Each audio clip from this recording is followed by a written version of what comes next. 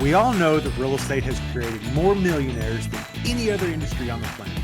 We also know that it has created a lot of heartache due to mismanagement, overborrowing, and just simple life events that happen to all of us. Welcome to the Cash Flow Pro podcast. My name is Casey Brown, and I am your fearless leader. And although we might be bourbon sipping and at times foul-mouthed Southerners, we will always do our best to be honest, straightforward, and due diligent with all of the information we pass along to you. Welcome to the show.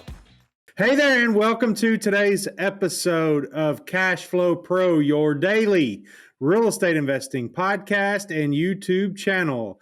I'm here today with Brent Bowers from The Land Shark. Brent, how are you today? Hey, really good, Casey. Thanks for having me. Absolutely, man. We're always looking for fresh perspectives, and hopefully you could bring some advice and some value to the audience and the listeners so that they can learn how to get where you are today. So tell us a little bit about yourself and how you got started. And of course, I know what you and I have chatted about just prior to hitting record, and it's a very interesting topic, and we actually have some things in common. So go ahead and tell us a little bit about yourself, and we'll kind of take it from there. Yeah, I mean, just a little bit about myself. I would say, well, I got my real estate license in 2007, bought that first rental property right after that. And then, 2008 kind of happened for me. And then I ended up joining the military in 2009 because, I had a problem, and I was young, fresh, married, just bought a new house, and I needed to make income. So I went kind of one extreme to the other and went to the military to make income. And I found myself always gone, always away, always training, always deployed a couple times, out of the country for 3 years. And I found myself in, kind of a problem, a challenge that I wanted to get out of. And that was, be home more often, be with my wife more often, sleep in my own bed. And my first marriage didn't last because I was always away.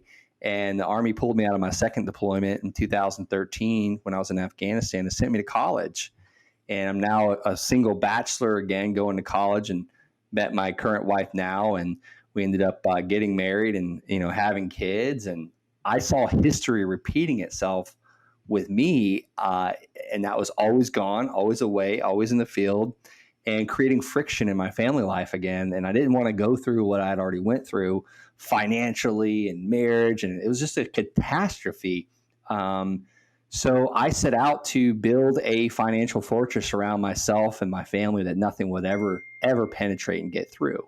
And I found real estate again, and then ultimately stumbled on land and just started building a passive income around that land business that gave me, first financial freedom, and then second time freedom, and then ultimately geography freedom. So I could be the man that I wanted to be, to provide for my family and my children and be home. I'm sorry about that. Of course, this starts as soon as we get going here, but my messages start blowing up. But I wanted to just be that provider. I wanted to be that husband, that father that got to, drop their kids off at school. And we all heard those stories of like, what does your dad do? He's always here every morning at that drop off, and every day at pickup, and like he's just wearing normal flip flops and shorts and a shirt. Like, so I wanted to be that guy, and I am, and I was able to do it around cash flow and buying and selling land, and sure. It's super simple. Yeah, and that's and when you say you were able to do it around cash flow and buying land, and it's real important, I guess, to always point out how much it's very difficult to build that freedom without one or the other of those elements. Buy land, if it's not decently cash flowing and can churn money out like almost like a factory, or if you have cash flow without an underlying asset, it's always difficult to so the importance of having both of those elements is in my opinion one of the most strategic things about this whole business, is making sure that you have a well-rounded type of an investment. Now, you were talking about, so obviously, and I've seen it, us being with the proximity that we are to Fort Campbell, which is literally like, I don't know, 10 or 12 minutes down the road. We see it all the time. The family life's getting torn apart by the military lifestyle. But I will tell you, of everybody that I interview on this show, man, we probably have, if I had to pick one segment or one demographic that we have the most of, it's the military. Now, military, or prior military rather, and then prior engineers, and then of course we have the. I've interviewed some pro football players and some other stuff on here where it's been, kind of people that are also process oriented. But man, the military really, I guess it provides a background, or the people that want to join the military have a knack for systems oriented kind of stuff, Yeah. And No, so I did some time at right out in your area, you and that did. was about 6 months. And I ended up actually moving my wife out there into a furnished apartment right on the railroad tracks, just to have her and my 1.5-year-old son a little closer to me. Sure. So yeah, remember those Kentucky days. Sure. Yeah. And that's, I mean, 100% of what I see a lot of is, and the people that don't want to get caught in that barrage of going back through what they just went through, it's really, I enjoy seeing that, and I enjoy seeing people that say, hey man, I've learned from this, I don't want to do this again, but let's take my systems knowledge, or knowledge of just systematic things, and go apply it somewhere. And this seems to be a really good stopping place for this business, seems to be a really good stopping place for that, because you can put things in order. Once you get the smallest of problems solved, then you duplicate that, and once you duplicate that 4 or 5 times, then you figure out the next part of it, and once you figure out the next part of it, then you duplicate that 4 or 5 times to match up. And then once you get this whole string of that's one big process figured out, then you start duplicating that, and that's when scale actually happens. And it's such an interesting correlation between, again, systems oriented people, people that have a knack for leadership, and have a knack for making money, and have a knack for making deals.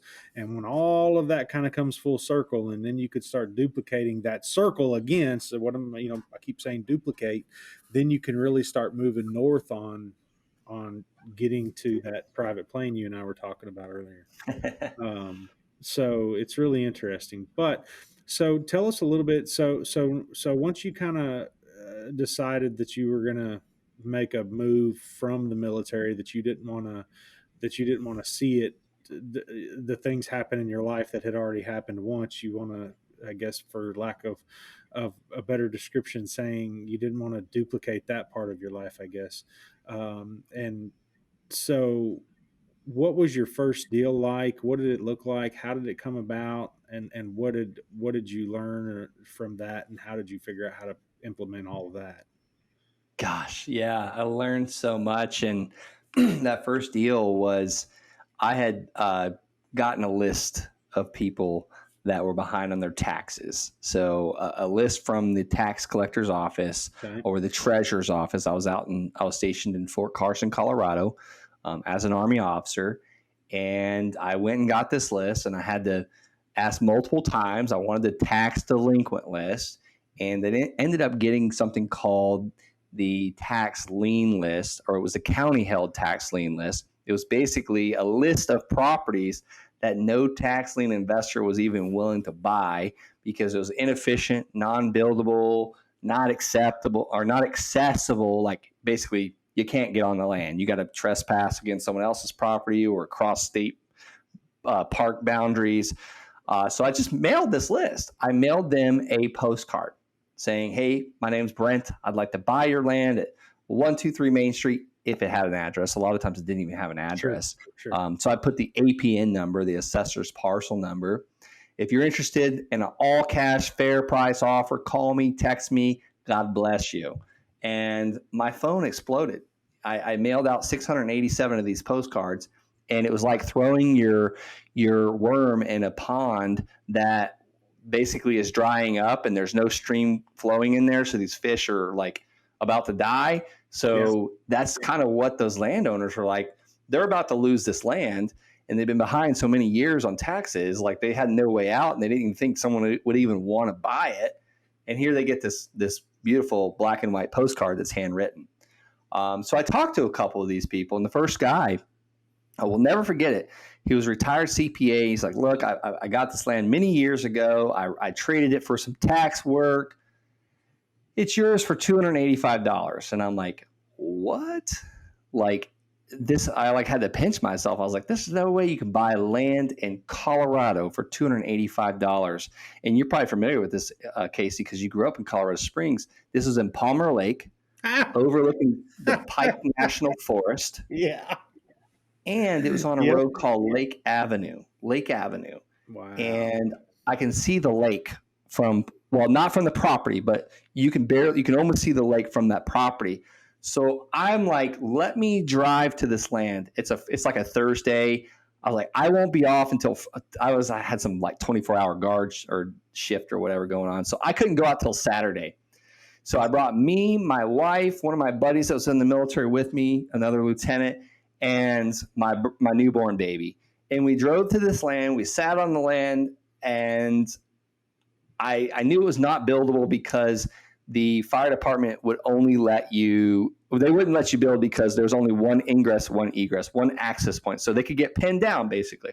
So they wouldn't allow that whole street to build until the city approved a road over the railroad tracks. So it's basically never going to be buildable. Only person that buys is speculation. And I found this out by calling the real estate office at the bottom of the hill because I had no clue what it was worth. I was like, hey, I want to list this property with you. I'm actually in the process of buying it. What is your 30-day blowout price? Like, what's your get it done now price? I don't want my $285. This is back in 2016. I was broke as a joke. Just bought that house, just had that baby, and we just moved across the country. So $285 to me was like $29,000 or $40,000 right now. Yeah. It was a lot of money at the time. So she's like, I don't know about a get it done now price, but I think you can list it and get $10,000 on the MLS. And I was like my mind was like, ching, ching, ching, ching, ching, ching. So I thanked her for her time. And I'm like telling my wife what she'd said to me on the phone. And she calls me back. And she's like, hey, Brent, what if I bought it? It's like, what are you offering? She said, $5,000. I was like, when do you want to close? Because I'm getting excited. I'm about to go buy this for $285, make $5,000 overnight. And she said, I can close Wednesday. And that's how the deal happened. I paid the seller Tuesday, $285. He gave me a quick claim deed. I brought that quick claim deed to the title company. The realtor gave me $5,000 basically. That's in a nutshell how that first deal happened. And then basically, so stamps were probably 40 cents then. So you were like, were way ahead of your, And the truth to be told is if you had some, and it's hard to believe that somebody wouldn't have holding power with a $285 investment, but a lot of people haven't been there. I've been there. I've been broke beyond broke. And it's the same kind of story. And when you're down at that level and you're thinking, okay, $285, why not just buy it and just forget about it? And then what happens.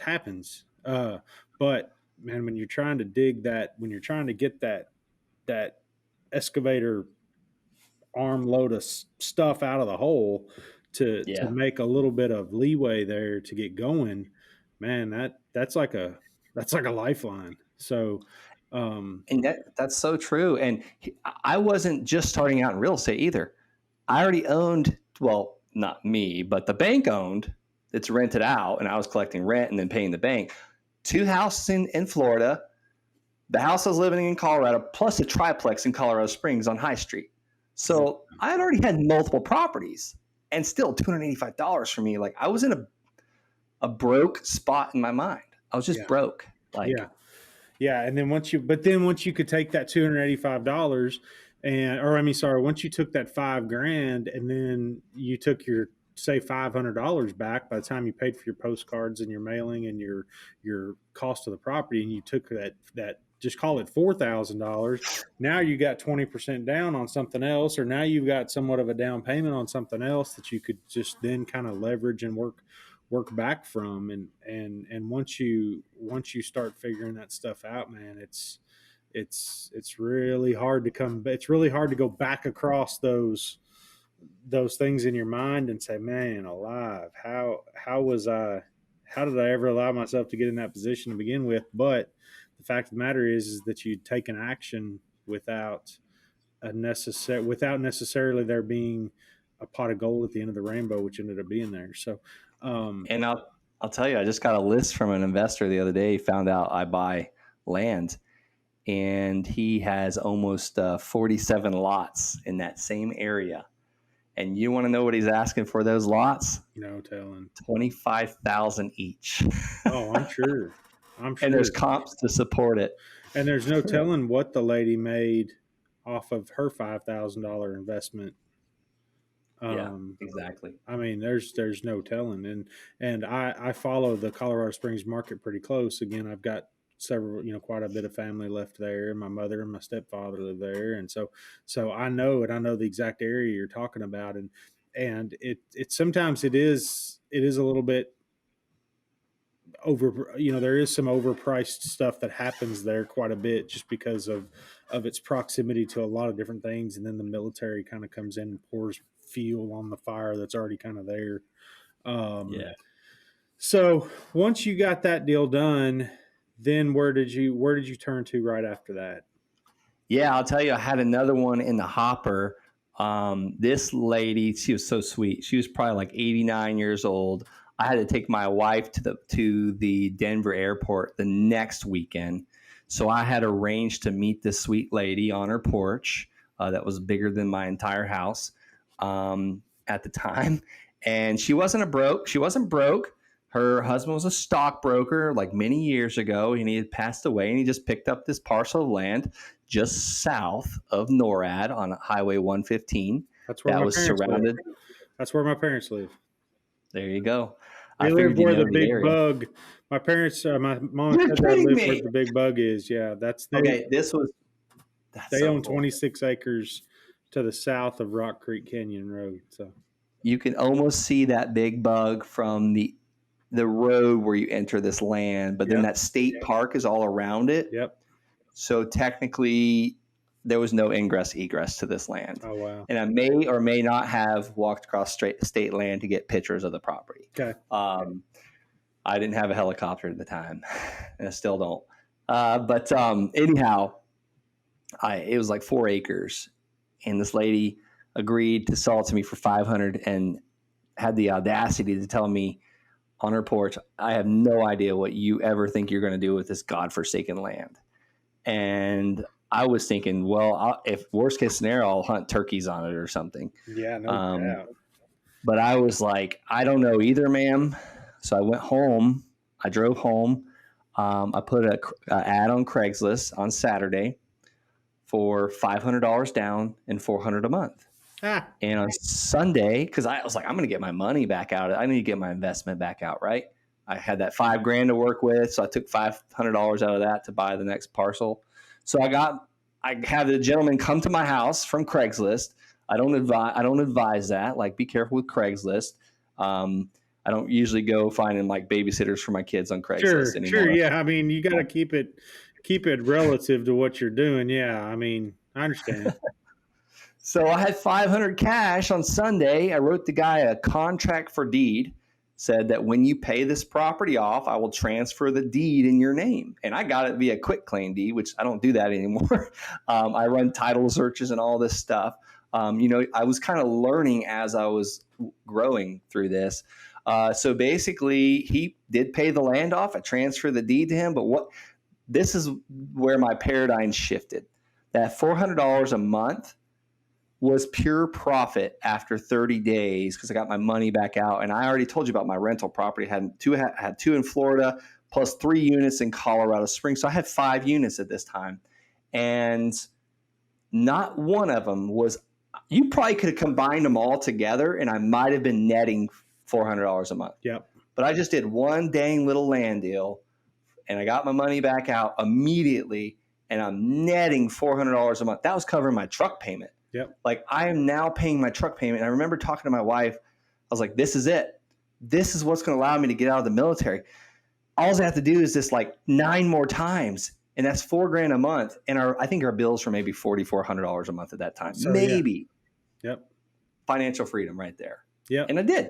Yeah. And you're talking about minimal investments up front and I don't talk a lot about it on this show, but man, my deal was this almost virtually the same. Now I wasn't dealing in $400 or $500 initial investments. I was actually borrowing from the bank and then turning around and selling on land contract, but nevertheless, same difference. It just, I had to have bigger pieces of seed money, I guess, if you will. But no, man, that's, and then like you said, once you, the worst part about that business model, and I'll tell you this from experience. The worst part about that business model that you just said is when they actually pay the land off, because then you've got to figure out a way to start over. And if you haven't kept chugging lugging along, then all of a sudden you're like, dang. Now, right here, I told you I was still building it. I was still figuring it out. Yeah, I was the same way. And I'll tell you, there's some guys, as you are well aware where I'm talking about as well, here in Kentucky, right here by Fort Campbell. And sometimes I've oftentimes felt like there's a fine line between actually doing business and calling yourself a business and taking advantage of younger military guys who really just have no financial literacy whatsoever. And so there's a fine line there from a standpoint of ethics, I guess, if you will, because sometimes these guys don't really know what they're doing. They just are like, oh yeah, I don't care. I'm making $1,000 a month. I'm filthy rich, and it's like, and sometimes you want to, and I've actually had this talk with people from the real estate sales side of things here. I'm like, listen, guy, man, hey, I promise you there will be plenty of houses for sale when you finally get enough of financial background for me to actually think that it is wise for you to purchase. I promise there will be houses for sale, but right now is not the time. And so, but what some of these guys who don't quite look at things like that have done or do on a regular basis is do owner financing of some type of a house, right? And they do it under the like their profit is calculated off of what percentage of these guys are going to default. You come in, they're going to put $5,000 down because they just got a re-enlistment bonus, or they just got an enlistment bonus or whatever. They're going to put their $5,000 down. Then they're going to make about, who knows, 10, 12, 15, 18 months worth of payments. And then they're going to call the guy up and say, man, I can't afford this anymore. Have a nice day. And they move out. Then they do it over again. Yep. And so I see that time and time and time again here, especially when younger folks are involved. And that's so anyway, yeah, but man, the worst part about that is when they actually pay it off, because then you're like, okay, that truck payment, now I got to figure out, now I got to make that myself for a little bit till I figure out something else. So no, I've been there, man. But so that just then things kind of started cascading from there, I assume. Yeah, about 9 months later, I think I was almost $10,000 a month, and I started getting smarter. I started charging interest. Yeah, there you go. I started attracting some friends with money to where I could do bigger deals, and we started buying like 117 parcels at one time in Arizona. Yep. And then I started borrowing like little amounts of money from my in-laws and, pay them 6 to 9%. Yep. Because I'm buying the stuff at like dirt cheap. A lot of times, sometimes I get it for, 10, 20, 30 cents on the dollar. So one particular example, We bought $45,000 worth of land, and we bought them all for 15 each.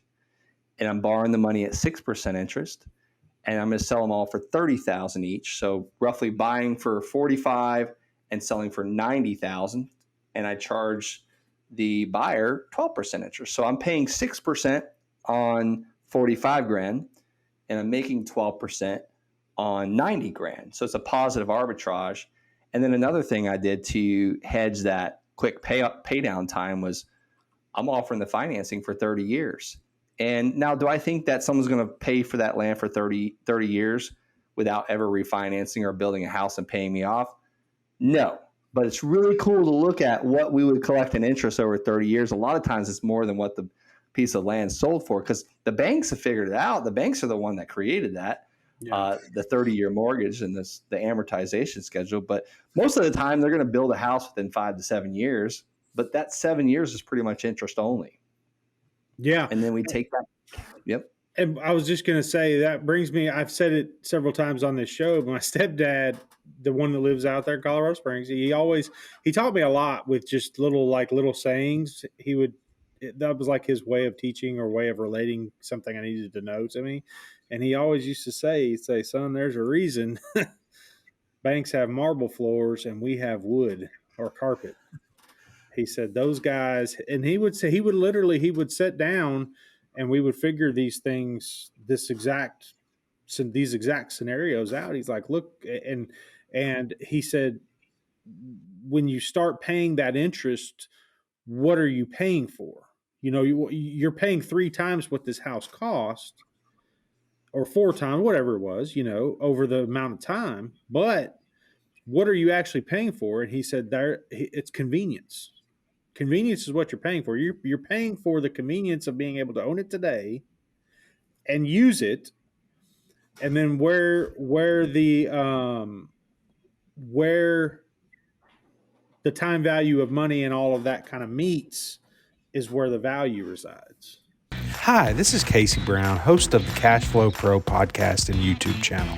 Have you been thinking about investing in real estate but just don't know where to begin? I'd like to help by inviting you to check out our website at www.3000capital.com. There you will find an array of material that will help you learn all about real estate syndication. And while you're there, be sure to check out our free video series download titled 5 Must-Know Keys to Success in Passive Real Estate Investing. I'd also like to personally thank you for making Cash Flow Pro part of your day. Now, back to the show. Yeah, true. That's a good point. Anyway, go ahead. I'm sorry. I'm always after at that thought. And it's like, and then you look at some of these guys, several years ago, there was a slight push, or there was a slight lobby on the I don't remember if it was at the state level or if it was at the federal level, but there was this thought that, hey, the banks kind of started lobbying for saying, hey, these people that don't have licenses shouldn't be lending money. And basically what they were saying is, man, these guys are cutting us out because people like Brent own these properties and they're lending money by doing a contract for deed or a vendor's lien deed or whatever the case is. And the lending institutions were trying to put together some noise about, we need to stop these guys from doing this because they're cutting into our pie. Yep. Yeah, there's a reason why they're the biggest, nicest buildings in every city and every state in the United States of America. They definitely got it figured out. That and why, but at the same time, the spots where there's the little kind of, I call it the cold areas in the lake where you're swimming around on July 4th looking for the cold area. But, those are some of the riskiest things. But to me, property and a deed is the most secure thing you can have on the other side of any loan. But of course, like anything else, as human nature lends us to scalability, and once that scalability comes into play and the market starts to shift in value, you and I are, I guess, basically talking about little things compared to the enormous size of, even just take one subdivision's worth of home loans. I mean, but it's just unreal to me that they anyway. I love it, man. I love it. I mean, that is the coolest business model, and you just found your way, dude. I mean, you just dug through, and you didn't let that shit control you. You controlled it and controlled the narrative far enough to get on the other side of it. Yeah, and it was all about just trying to solve a problem. And that problem is I no longer wanted to, be told where to be every single day for 12, 13, 14-hour days, where to go, what to wear. Like I got to shave every day. And not that the military is a bad thing. I mean, for anybody listening to this, it could be, that boss that doesn't respect you or value your opinion or care what you have to say. Like, you can choose your own path. And that was just me trying to choose it. And have we evolved? Have we done a lot more with it? Just growing this. Now we take that cash flow and buy buildings with it that produce income, like apartment complexes and our office building and, workforce housing, because, it gives us tax benefits. And so we're basically taking one cash flowing asset that will eventually pay off and buy another one. Yeah, that we will pay. Yeah, exactly. And then once one falls off the bottom, man, you're layered up. Yeah, exactly. But it's so true. I liked how you explained that. I always take that NORAD path whenever I'm explaining where my mom and my stepdad live, because it sounds uber cool.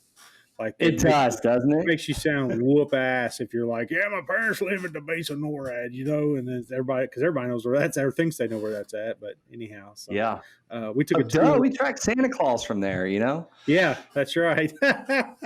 we took a tour there several years ago, and they always talked about there being buildings inside this mountain, and so I was envisioning like buildings, like I would walk in and there'd be buildings, and no, anyway, there was buildings in there, but they weren't anything like what I had made up in my mind. So, well, listen, Brent, thanks, man, for being on the show today. I mean, it's cool, and I would really like to probably sit down and because we only covered like the first half of where you're at in this whole grand scheme of things, because obviously you said you're traveling back to Colorado to visit your team. You've got a team set up. You've got some stuff in place as far as that's concerned. So I would really like to possibly schedule another time to kind of work in towards where all of this story that we've gotten through today, and then where you kind of pick up from there going forward.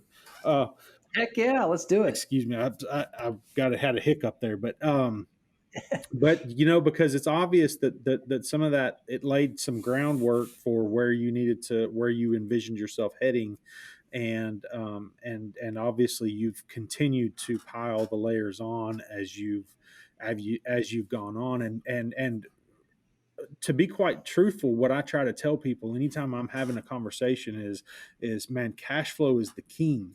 The king is the cash flow. The king is not, you go out and you hit a lick and make $1 million on a piece of property. That's cool, but that's $1 million. You go out and hit a property that's making you 10 grand a month. Hey, that's $1 million over the next 10 years. But then you know what it is for the next 4,000 years after that first 10 years? It's 10 grand a month plus inflation.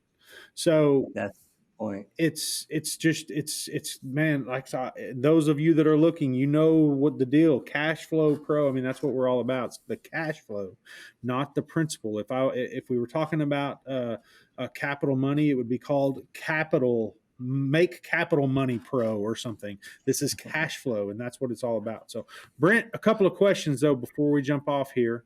The first one being, these are questions we ask every guest that comes on in an effort to just kind of share some stuff that you've got that and maybe give the listeners a glimpse into your personal life. But what is the best book that you have either recently read or are currently reading?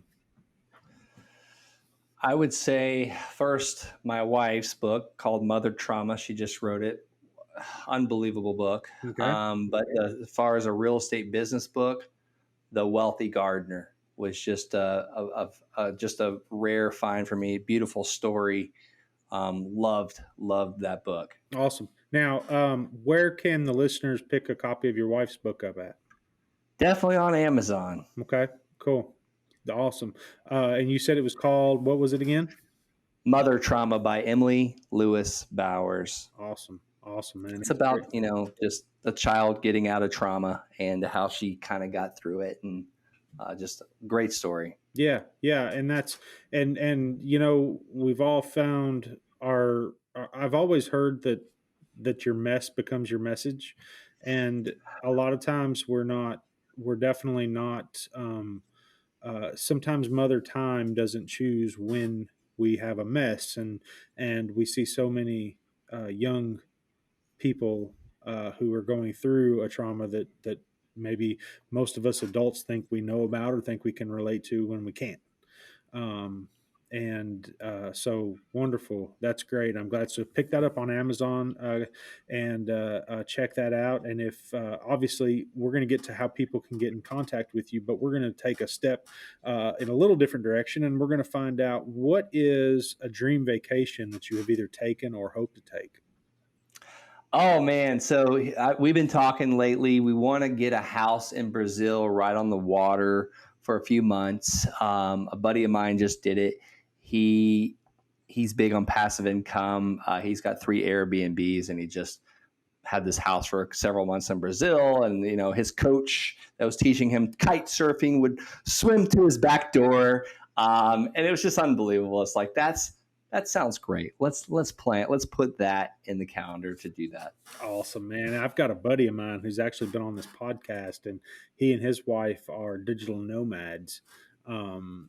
And it wasn't until probably a year ago when I first learned what a digital nomad was, and that there even was such a thing. So yeah, which obviously adds another layer to what you're talking about. You're talking about like keeping where you live and then going there and doing that for a couple of months. This guy would be like, hey, I'm tired of being here in Florida. I'm going to pick all my shit up and put it in the car. We're going to drive and we fly. We're going to go to Brazil, and that's where we're going to live until we decide we're tired of Brazil. So that's so cool, man. Yeah, and that's exactly what my buddy Alfredo does. He's somewhere. Every time he communicates or texts or whatever, I'm like, where are you at? Like, I just want to know where you're at. Yeah. And I feel like the only thing better than being a digital nomad is to be a full board digital nomad where you could like get rid of your cell phone and be like, hey, Mom, I love you, but I'll contact you at some later date. There you go. I'll let you know that I'm still alive. So awesome. Well, Brent, tell the listeners how they can get in touch with you if there's something that they learned or heard that resonated with them about your story, and where you all came from and how you got where you're going. How can they reach out and get in touch with you? Or maybe they're interested in investing. Yeah, absolutely. We're doing some way bigger projects now. So we're always looking for partners to, share cash flow with and do fun things with. I can't believe how many friends I've met in this business. But I guess the fastest way to find me is go to YouTube and search Brent Bowers. I talk about this stuff.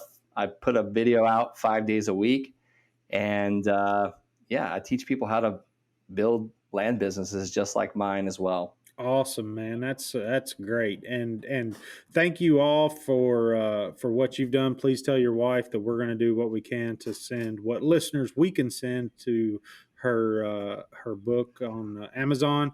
And matter of fact, if you don't mind, maybe I could get a link to it that we could add in the show notes, because I know that you're proud of that, and so is she. So, Brent, I want to thank you so much for being on here, taking the time to spend with us today, so that the listeners can hear where you came from and how you got to where you're going. But now is the time of the show, listeners, where I need you to go down, leave a 5-star review. That's 5 stars, not 4, 3, 2, or 1, but 5.